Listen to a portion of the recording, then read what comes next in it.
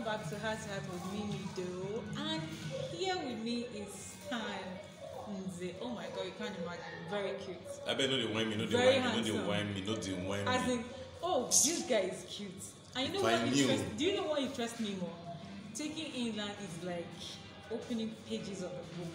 What comes to Heart with me? Thank you for having me on Heart to Heart. So are you taking my heart or am I taking yours? So at what age do you realize that you want to go into the movie industry? Into the movie industry, I would have been like 15, 16. I just wanted to act, but I wasn't sure how to. So I got into school as about 16 at the time.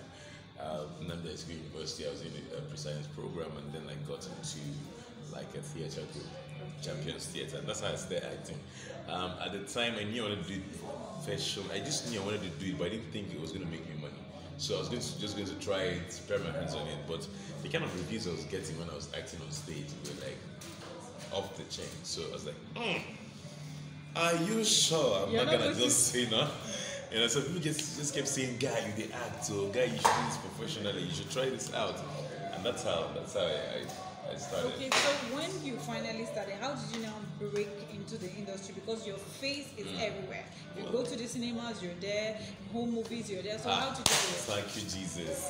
So I started going for auditions. Okay. Initially, it was I didn't want to start. I didn't want to attend auditions because I felt that it's not the true test of any actor, and that's the truth. The auditions might not really say how good an actor you are, because maybe the character they're auditioning for does not really fit you, or you don't fit into exactly what they want, or you're tired from waiting with the crowd outside, you're sweaty, you never really give, or you're tensed, you never really give your best. But I stayed with auditions. I remember somebody saying to me then, I went to a set and I told them I want to just do any scene. Give me one scene, waka pass, let me just be in the movie, sha. And he said I should start attending auditions. And I'm like, I don't want to attend auditions. And he said to me something very pronounced, profound. If you're still scared of rejection, you're not ready for the industry. Okay. You have to be ready for people to tell you no. You have to be ready for people to say you can't do it. And then you still know that you can. And constantly, push yourself to be better than what you were yesterday. And that's how I attended my first audition. I got the role, but I couldn't do it because I was in school. When as we were the upcome at that time, they tell you when they want to shoot the film. Like just a night before the day, hello, where are you? The location is. I said, but I'm in Oka, I'm in school. And he said, So it was just, I lost it. They lost me, because if I was in that film, it would have been bigger. So I didn't do it. Back and forth, I didn't get to do anything until I was I was in my industrial training, because it was hard to combine with school. 2009, I was in my industrial training somewhere in Lagos, and then I attended more auditions, but then I was more opportune now to do the roles because I was around.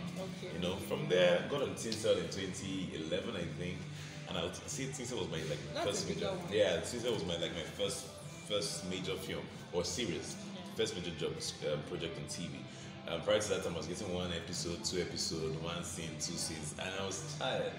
I said, yes, I don't act, but I want to do more. So my yearning for more got since I auditioned and got on the show, and today the rest is history. Okay, so now that you're a superstar, do you select your roles? I try as much as possible to. For me, I'm a sucker for good material. So I try as much as possible to the reason I'm on this film is because I'm playing blind.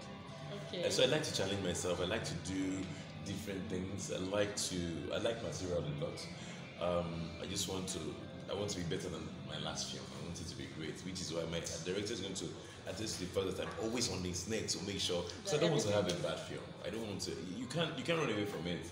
You get some project that there's a project of mine that don't get me wrong. It's not bad to do a low budget film. Okay. Low budget doesn't mean bad film.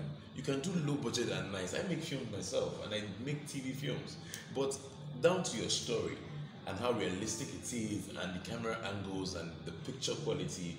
Low budget doesn't mean down and out now. You can make low budget films with and really decent. The strength of every low budget film is their story, I like to think. If you don't get money to hire a helicopter or go below, make the story sweet. Maybe they watch and they glue to it. That's what the foundation of every good film is: the material, the story. Before you can now start saying good acting the actors must not be stars, but let them be good. Let me say you go collect your man, sister waiting for video, make one ad because you don't get money. I beg nah, so those are the things I put into check before I take on. Okay, so since you've started acting, do you have any favorite production that you've involved yourself with? I have a lot after my heart. Most recently will be Rattlesnake the Hannah story. Okay, I'm yet to watch showing now, streaming on Netflix. It was in the cinemas last year. It's as if after now you go find more things. Hey, Godzo, let me come show, let me big dash money.